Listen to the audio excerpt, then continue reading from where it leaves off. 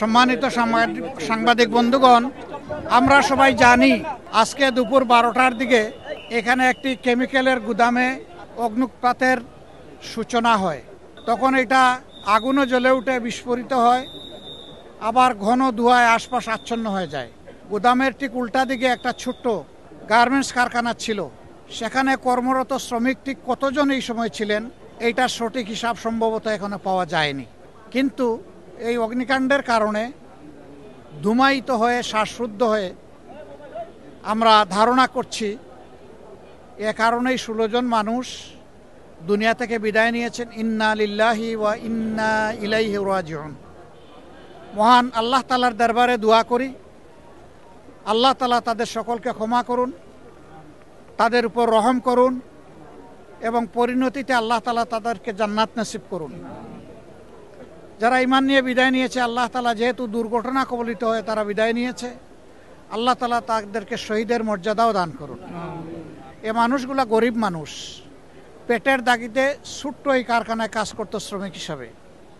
নিশ্চয়ই তাদের পরিবার অসচ্ছল। একদিকে পরিবারের অসচ্ছলতা, আরেকদিকে এই সময়টাই তাদের বুক থেকে তাদের প্রিয়জন চলে যাওয়া।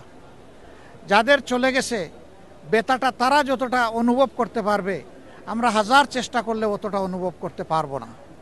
তারপরে আমরা তাদের ব্যথার সাথে একমত, সমবেদনা প্রকাশ করছি।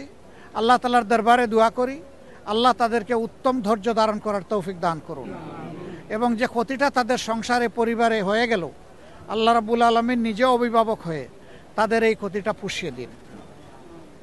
আমরা যারা আছি আমাদেরও কিছু মানবিক দায়িত্ব বর্তায়।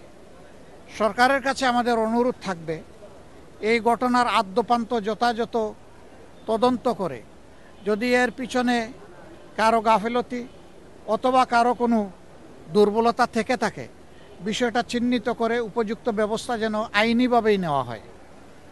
আবার সরকারের কাছে এও দাবি জানাবো, এরা যেহেতু অত্যন্ত স্বল্প আয়ের মানুষ, গরিব মানুষ, পেটের তাগিদেই এখানে এসেছিলেন নুন আনতে, যাদের পান্তা ফুরায়, তাদের পরিবারের দিকে মানবিক দৃষ্টিকোণ থেকে যেন তাকানো হয় এবং তাদেরকে যথাসম্ভব সরকারি তহবিল থেকে আর্থিক পর্যাপ্ত অনুদান প্রদান করা হয়। আমরা একটা সংগঠন হিসাবে মানবিকতা আমাদের অন্যতম অগ্রাধিকার। আমরা এই ধরনের ক্ষেত্রে চেষ্টা করি যত দ্রুত সম্ভব ক্ষতিগ্রস্ত পরিবারের পাশে দাঁড়ানো। ইনশাল্লাহ এই ক্ষেত্রে আল্লাহর মেহেরবানি তার ব্যতিক্রম হবে না। আমরা খুব দ্রুতই তাদের পাশে দাঁড়াবো। আপাতত পরিবারগুলোকে যারা নিহত হয়েছেন তাদের মাথা পিছু আমরা ইনশাল্লাহ 1 লক্ষ টাকা করে তাদের পরিবারে পৌঁছে দেব। আমরা অনুরোধ জানাবো, সমাজে যারা সম্পদশালী বিত্তশালী মানুষ আছেন তারাও যেন মানবিক দৃষ্টিকোণ নিয়ে এগিয়ে আসেন।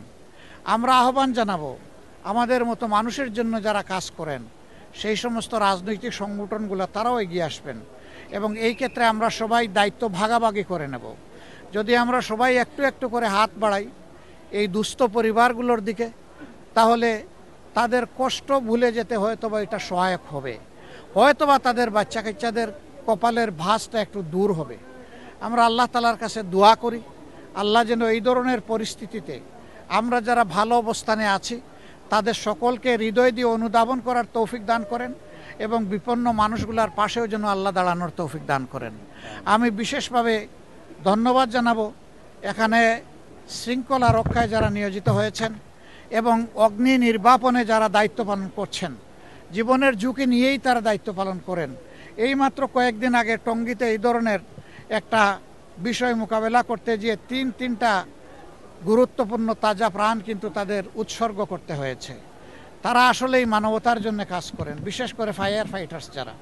আমরা তাদের জন্য দোয়া করি, আল্লাহ তাআলা যেন তাদেরকে হেফাজতের ব্যবস্থা করেন, তাদের কাজও যেন আল্লাহ সহজ করে দেন এবং তাদের মাধ্যমে যেন ক্ষতিগ্রস্ত বিপন্ন মানবতা উপকৃত হয়।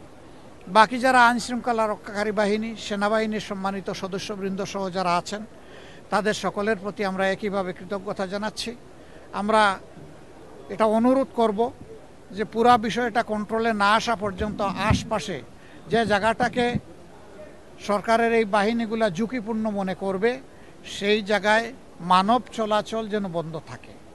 প্রয়োজনে আমরা 1 সপ্তাহ 3 দিন 5 দিন ব্যবসা বাণিজ্য বন্ধ রাখব, কিন্তু জীবনের অতিরিক্ত ঝুঁকি আমরা নিতে যাব না। জীবন অনেক মূল্যবান, ক্ষতিগ্রস্ত হয়ে গেলে এটা ফেরত পাওয়া যাবে না। সম্পদ ধ্বংস হলে সম্পদ গড়া যাবে, কিন্তু জীবন গড়ার কোনো ব্যাপার নয়, চলে গেলে চলেই গেল।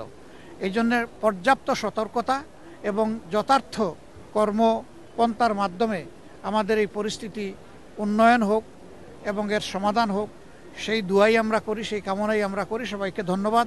আসসালামু আলাইকুম রহমতুল্লাহ।